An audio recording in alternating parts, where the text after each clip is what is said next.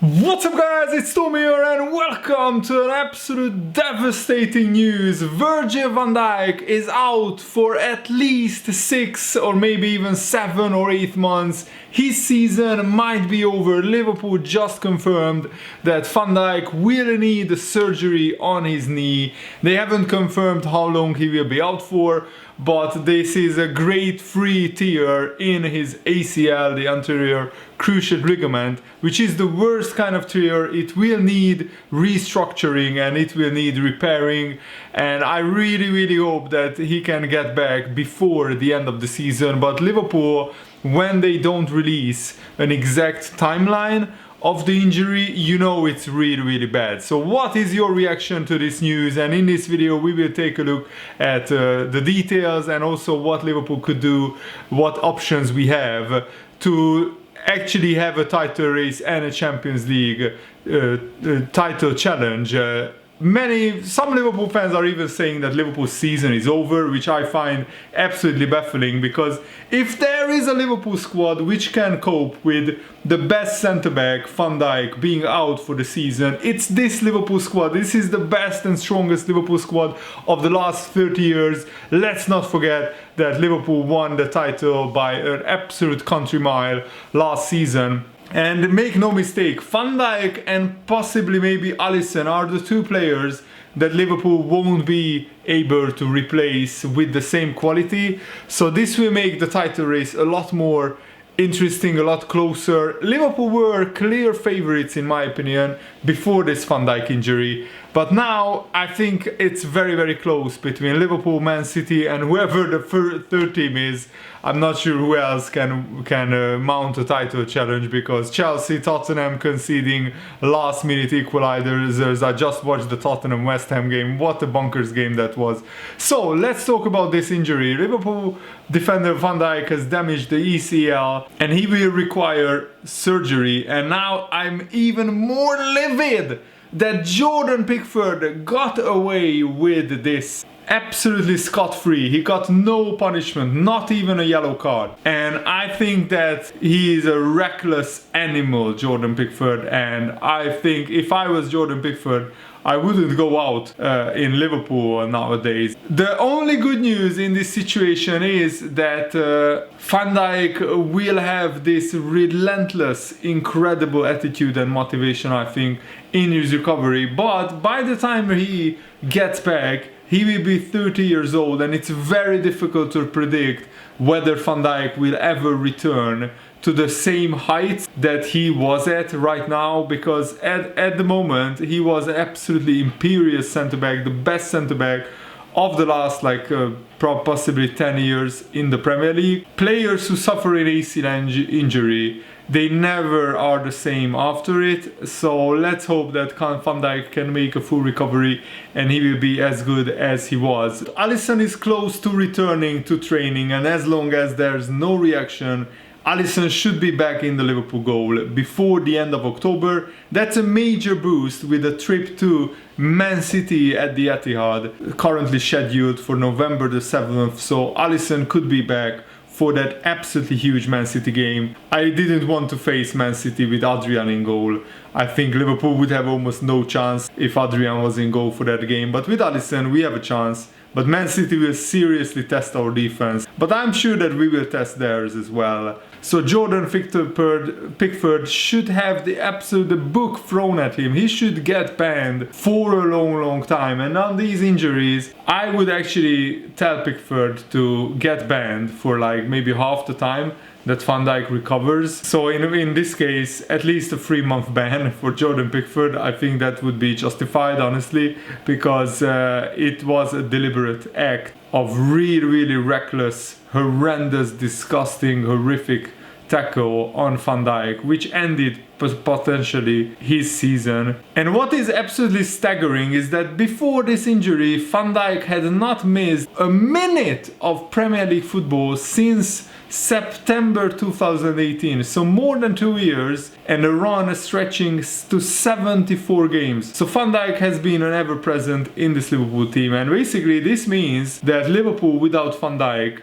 in the last 2 years is an unknown entity. And also I'm hearing that Matip and Joe Gomez have never started together a game before, which just shows how significant Van Dijk was to Liverpool. And also this partnership needs to be worked on and needs to strike it quick. I'm not panicking just yet because we have Fabinho, we have even Jordan Henderson who could play as a centre-back.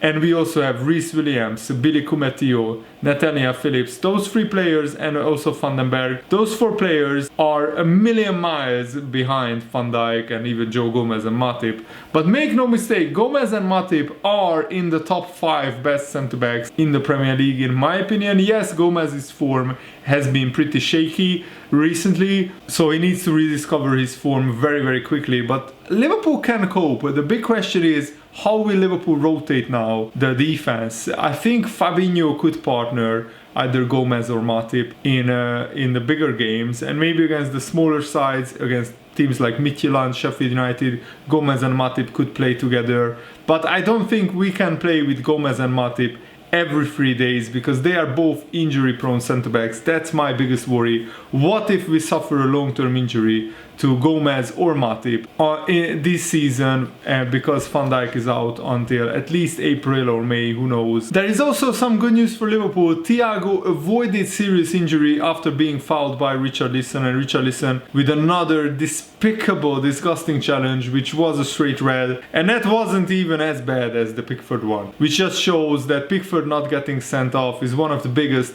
travesties, biggest injustices in Premier League history, because Van Dijk at the peak of his career, remember that this is a player who has been absolutely imperious for the last 3 years, winning the Champions League, the Premier League and other trophies with Liverpool. And now, Pickford, you took away Van Dijk's whole season with that one moment of absolute madness, and I think Pickford should be punished for that. So Thiago avoided serious injury, and Alisson is ahead of schedule in his recovery from a shoulder injury.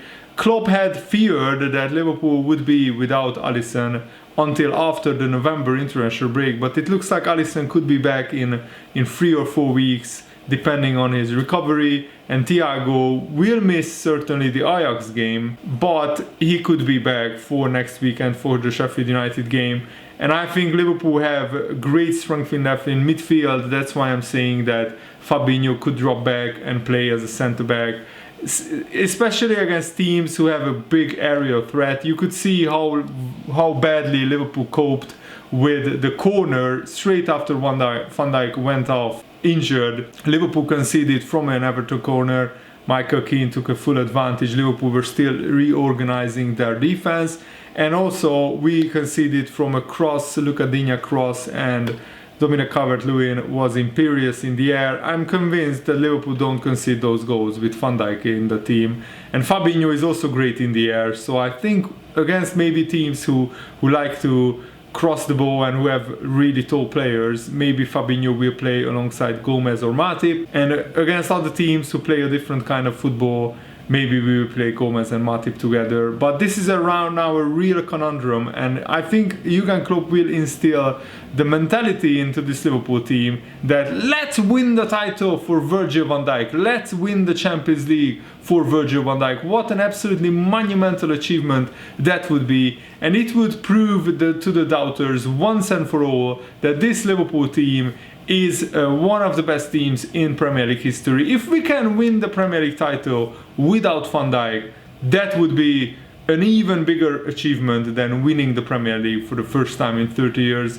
That's my opinion, honestly. What worries me is Joel Matip's lack of football. I'm just checking his statistics, and he played 90 minutes for the first time this year against Everton, but before that, the last time he played a competitive game was against Everton, incidentally, where that was the first game after lockdown, and before lockdown the last time he played was January the 26th against Shrewsbury, and after that or before that I don't even see any games that he played because he was out injured for a long time. Guess what? The last time he played before the Shrewsbury, the January game, was October the 20th, Manchester United. So since last October, which is 1 year. Joel Matip played 1 game against Shrewsbury in January, 1 game against Everton in July or June, sorry, and 45 minutes against Blackpool in a friendly.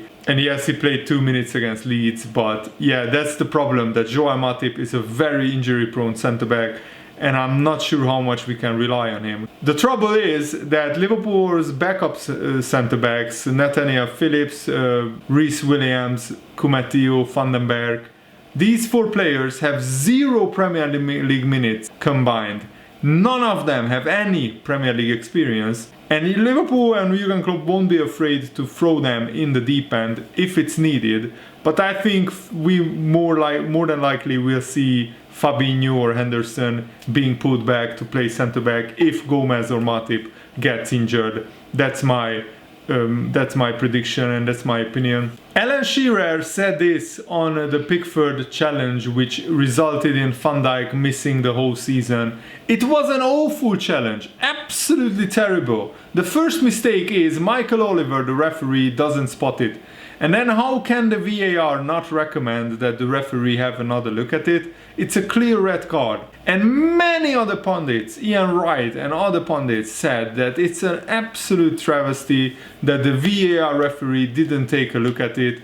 They just said it's offside and that's it. And especially now that we know that this ruins Van Dijk's season and potentially his whole career. Who knows? Maybe Van Dijk will never be the same. I don't want to paint the worst picture, but that is possible. He will be 30 years old when he comes back, and maybe this ACL injury hinders his whole career. So for Pickford to not get any punishment, to get away with this, is an absolute scandal in my opinion, a disgrace, and really the Premier League should look at how VAR is operating, because it just can't go on.